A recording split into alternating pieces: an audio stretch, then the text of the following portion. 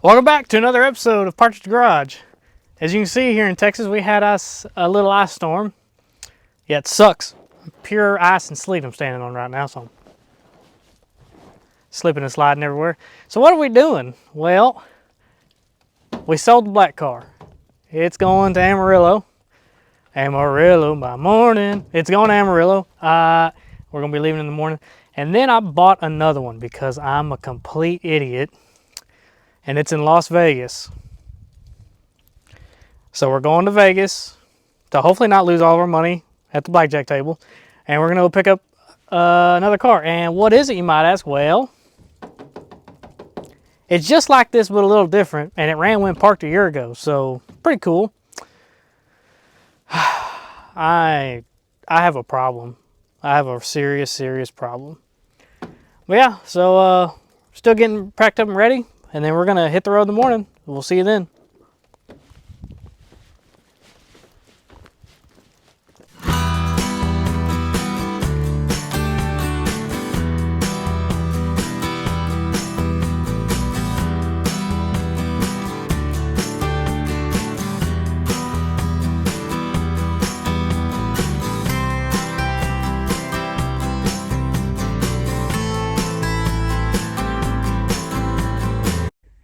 Well, guys, we are stuck on 380, somewhere in between Dallas and Denton.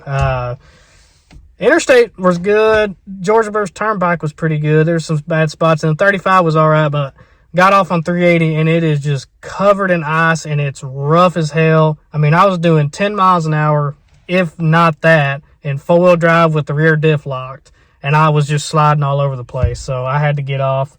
So we're going to have to wait till 11 o'clock till it thaws out. I left the house at 4 o'clock this morning, hoping to get to Amarillo by 11, but that's just not going to happen. So I'm not going to make it to Vegas today. It'll be tomorrow. I'll have to stop somewhere, and that sucks. But I got to get out, check the trailer, because I know the car bounced around a bunch on the trailer, retighten the straps. But yeah, that's where we're at. You guys can tell this is pure ice, and that's what I was driving on out there, but it's rougher and way worse. So we're in some industrial park, just parked right now, and I know that needs to be tightened. Let's see how this looks. This looks pretty tight. It's not. Okay, that's good. Not good. I'll retighten it after I get done videoing. Yeah, that's a miracle. It's still on the car. I think the winch is what's holding it right now. Yeah, definitely slip. Yeah, the winch is what's holding it. All right, I'm going to tighten the car back down, and then we're going to try not to bust our ass, and then we're going to relax.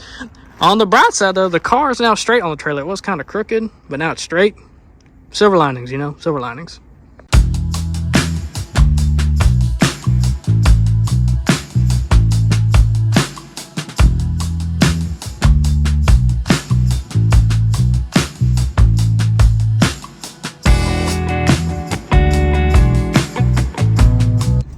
Alright guys, the car is gone. We done sold it, unloaded it, and now we're about to go through Amarillo, and we're going to stop in Albuquerque for the night, and then tomorrow we're heading to Vegas.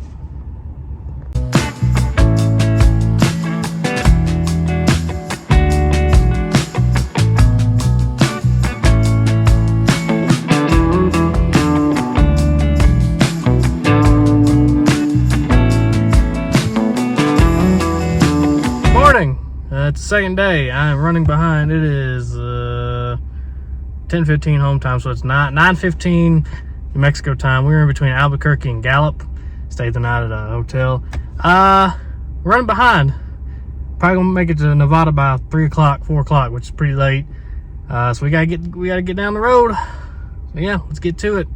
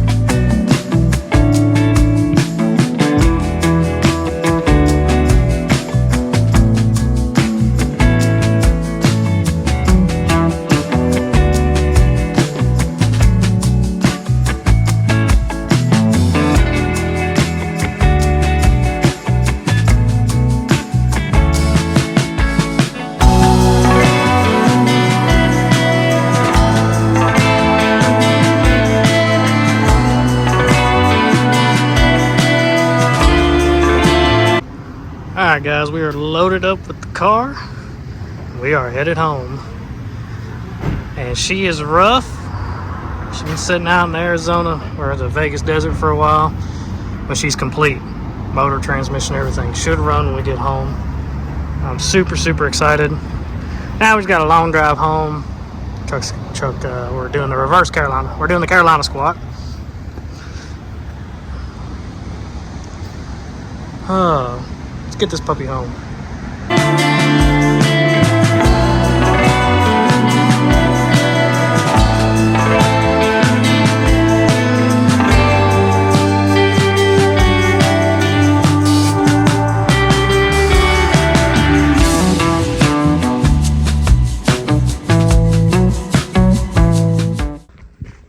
Well, howdy. It is today Friday. I think today's Friday. I'm home. I got home this morning at 4 o'clock in the morning, and as you can see, the car's right behind me. We're about to do a little walkthrough. We've been messing with it today, and it popped off a couple times. My camera mount broke, so I wasn't able to film anything. We think it either needs a battery or a starter. I went through, cleaned all the contacts, put a couple different batteries in we had laying around. We had the jumper cables on it with a truck, and it just won't turn over fast enough to really pop off good. So I'm gonna go buy a battery, and we'll see tomorrow how that goes out. Let's do a little walk around the car. So this is an 07 Charger Busch Series car. It was driven by Robbie Gordon and Mike Bliss. It apparently had multiple top 10 finishes. It almost won a race, and then they ran out of gas apparently. And it's been out in the Vegas desert for a while. It is pretty faded. It needs a wrap. It needs a little bit of body work. Here's the interior. Very small butler seat. I have not even sat in this car yet. You've got your switch panel and all your gauges. You've got your battery cutoff switch there, your pedals, your shifter. Sump tank. I don't know what oil these engines run. I had Rotella laying around. I had some 020, some 520. I just threw a bunch of stuff in there because it was dry. So I threw some stuff in there just to, I don't know how much is supposed to be in there, but the stuff that's in there is more than nothing, and that's pretty good to me. And it did build oil pressure while it popped off those couple times it barked off. It did build oil pressure, which is good. It has electric fan, all that stuff. It has, I don't know what the significance is, but it has the tag on the transmission says Big Tex Racing. I don't know if that's a Jericho, a Super T10. I have no idea. Ooh. But she's a little Dodge small block, high rise intake. We've had some fires, as you can tell. Probably going to put a different carburetor on it. It is a wet sump motor. There's your vacuum pump, your water pump, and all that stuff. It's really low in the back. I don't know if the shocks are locked up or if they just got turned down that low. I don't know, but it sits up real high in the front. I don't like.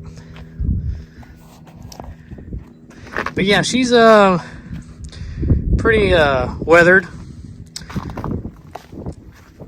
But this car has a fuel cell that doesn't leak. It's got gas in it. Don't know if I doubt the gas is any good. Apparently it ran a year and a half ago. I don't know if that's true or not. That's what the guy says. But yeah, it's got everything. It is a complete car. Get it running, I'll take the windshield out of it and I'll go drive it, because as you can see, the windshield is probably not savable. But yeah, guys, it's pretty cold, and it's going to get really cold tonight, so I put some antifreeze in it.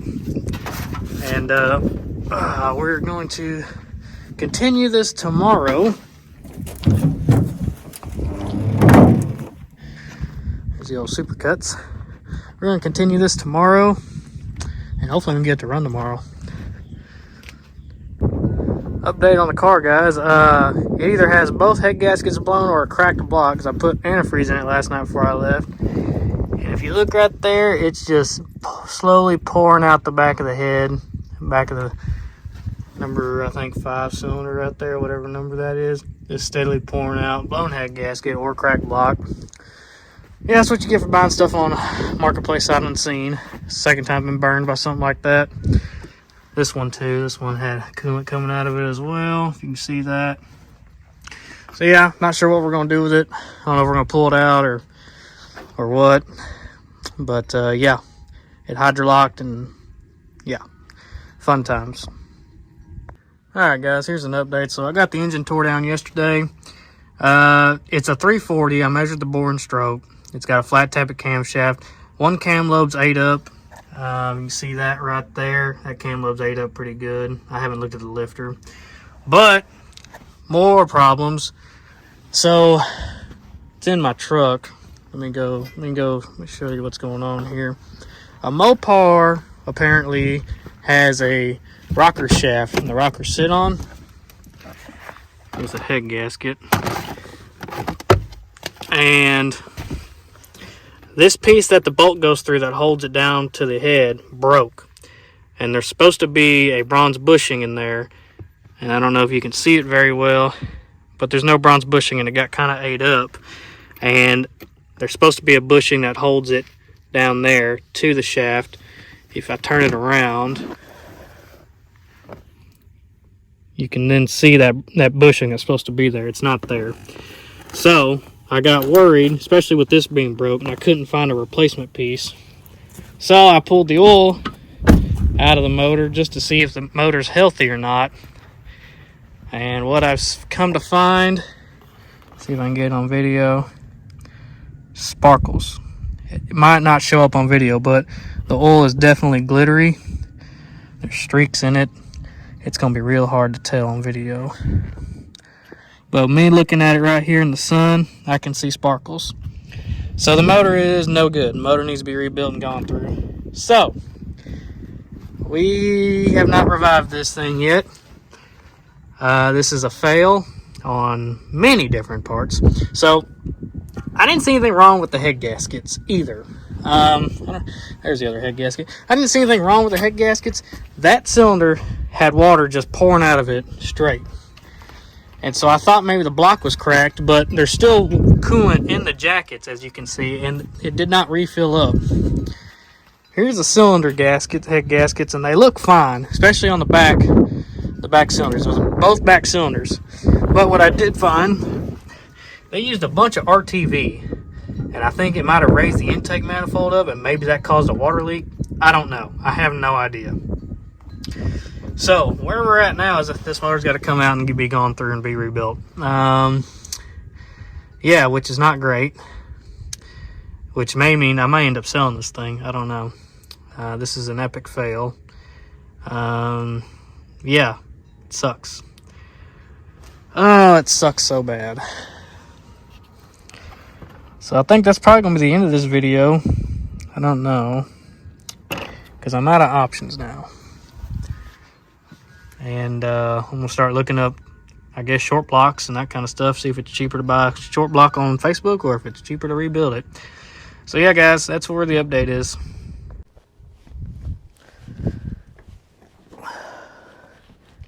Well, friends, this is an epic fail.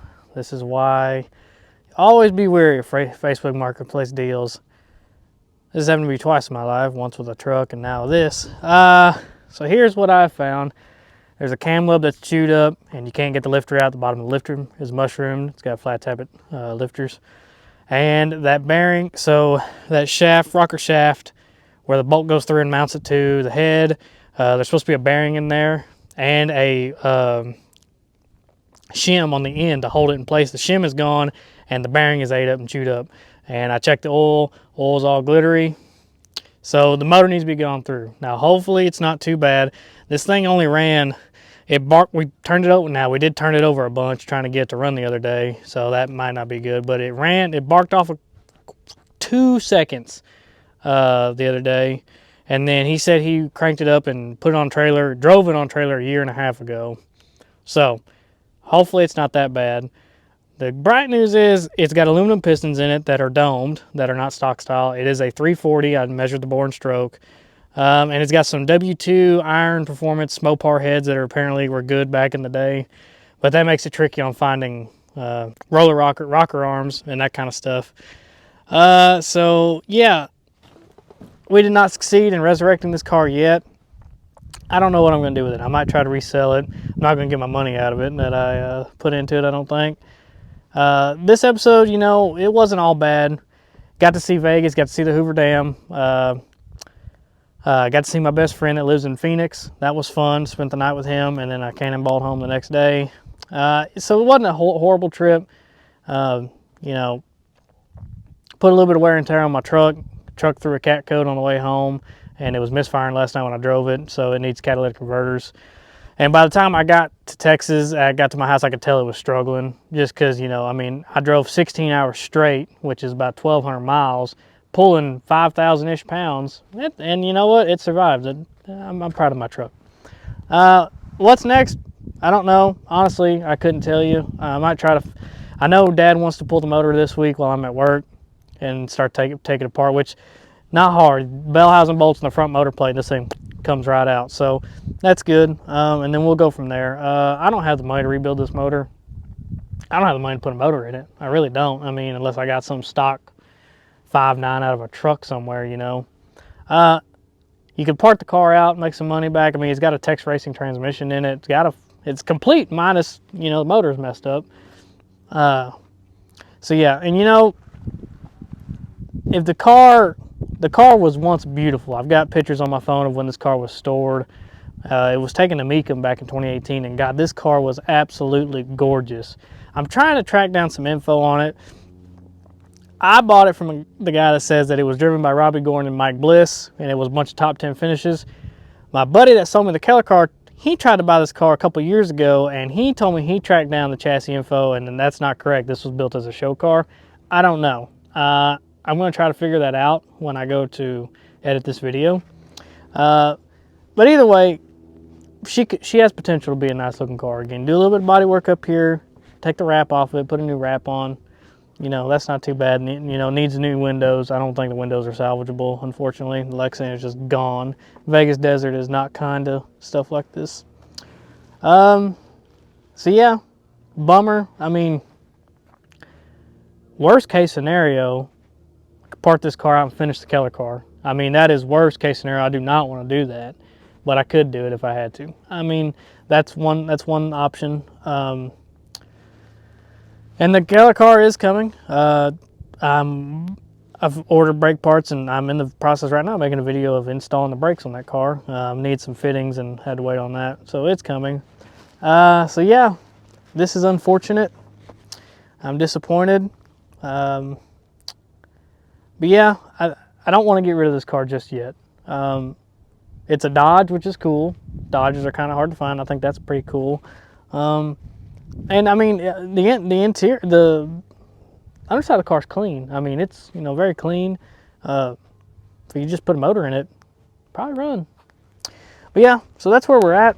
I'm going to end the video here. This was a fail. Hopefully, next time I have a video up, we'll figure out what's wrong with the motor and how much the motor actually needs to be rebuilt. Hopefully, you know, if the crank bearings are good and the crank looks good, I'll put a new camshaft in it and try to find some kind of rocker arm shaft somewhere. Maybe we'll have this thing going again. Who knows? But thanks for watching Partridge Garage. This has been a heck of an episode. Please like, comment, subscribe. You know, it helps. It would make me feel better. So yeah, we'll see you guys next time. Hi. So, editing TJ here. As I'm editing this video, I've been trying to research the chassis on this car, and I've talked to a couple people, to a couple friends. One guy says that chassis number is not consistent with the actual Supercuts car that was a top 10 car. And then I talked to another guy that's very knowledgeable on these chassis, and he states that number really doesn't have a trace, because the chassis number is HP, and then it has some numbers. Hutch Pagan would be HPE. And he also says that chassis number is stamped incorrectly for a Hutch Pagan car. And it also, the chassis has some mid-90s stuff in it. So it's not like it's the wrong year chassis for an 07 car. So we're thinking this car is a parade car, promotional car, or something. I don't know. I have not fully figured this out yet. I'm just interjecting this now. And that sucks. That really makes my stomach upset, because now I'm into this car for quite a bit of money. It needs a motor, and it's probably not a top 10 finishing race car. It might not even been a car that's raced at all. So that's really rough to deal with. I should have researched it more before I bought the car. That's my fault. I should have talked to these guys, because the guy that I was talking to that told me this about the mid-90s stub being chassis, he almost bought the car, and then I think it got bought out from underneath him, but he was able to still determine all that stuff, I think, after the fact. So I should have reached out to more people. I reached out to 2 different people, and that was it. I should have reached out to everybody else that I talked to, because then I'd have got a better picture, and I probably would not have bought this car.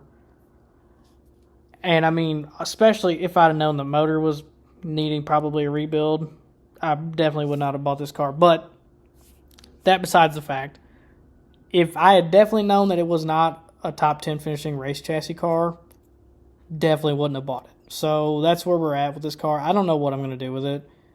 I'm sitting here just down and out thinking about it. I just wanted to interject this now into the video, and then if I get updates on it, I'll either put it in the description of the video, or I'll edit the video and re-upload it with a new edit. So yeah,